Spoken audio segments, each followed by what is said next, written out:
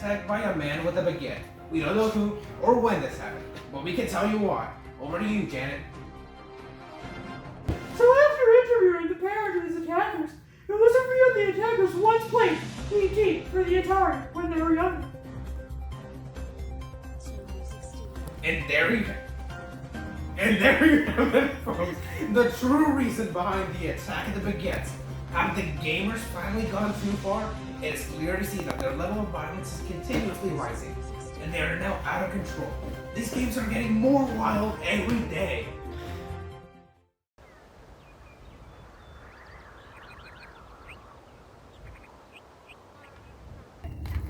That is what society these gamers are like.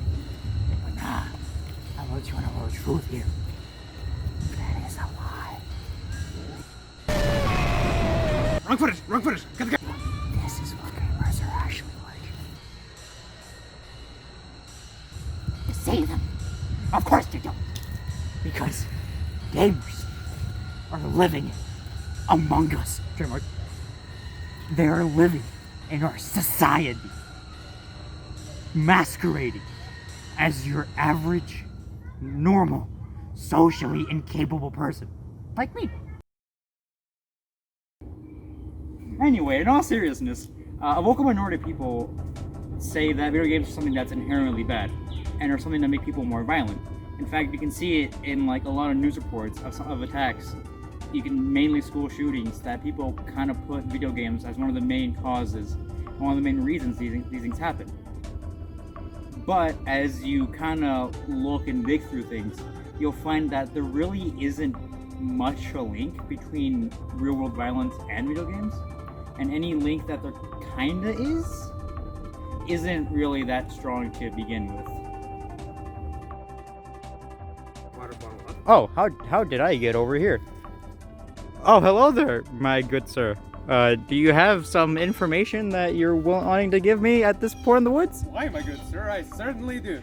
Because in a study by Sutton University in 2015, we see that there is indeed a link between video games and real-world violence. But it's not quite the link that you might think. It is because we are shielding kids from violence and trying to make them think that it's not really a thing that happens in the world, when indeed it is something that truly exists. So in the idea that we are trying to shield kids from violence in order to protect them, we are inadvertently keeping them from something that can help them through their development. And it's something that they really need to know to grow up in the real world. Because we know that violence is indeed something that truly does exist.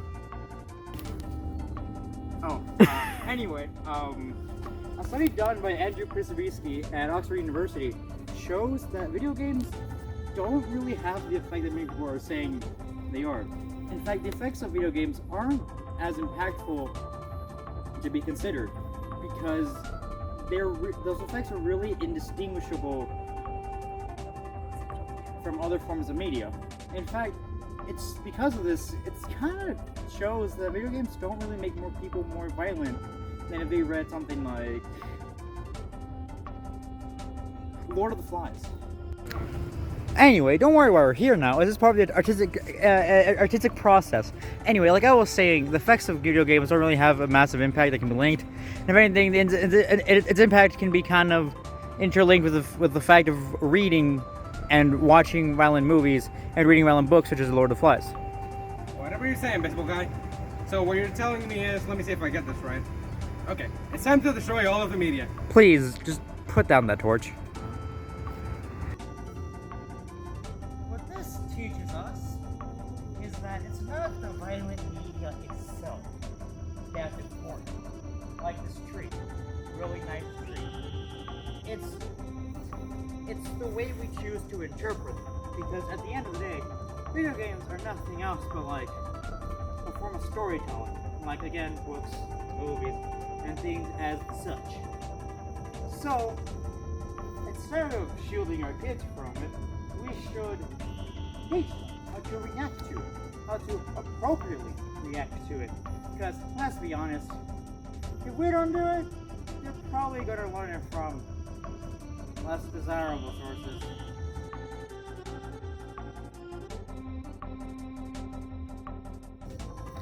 Well, he said this was the meeting place, so... Oh, there he is.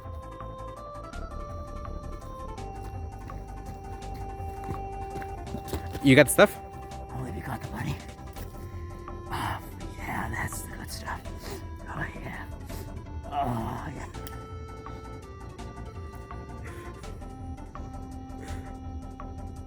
Anyway.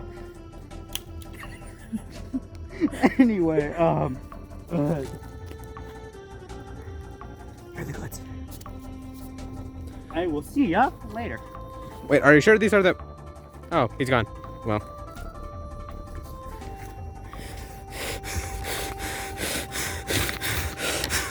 Oh yeah, that's the good stuff! How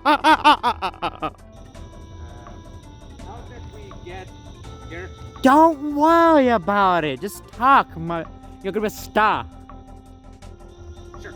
So basically, what we're trying to say here is that whenever it comes to violent video games, you gotta try to like make your own research, or just video games in general, in order to try to go with the recent and mainly just the things that people say about video games, the surface level kind of deal, and instead try to dig deeper into it in order to try to find the hard solutions that we are avoiding.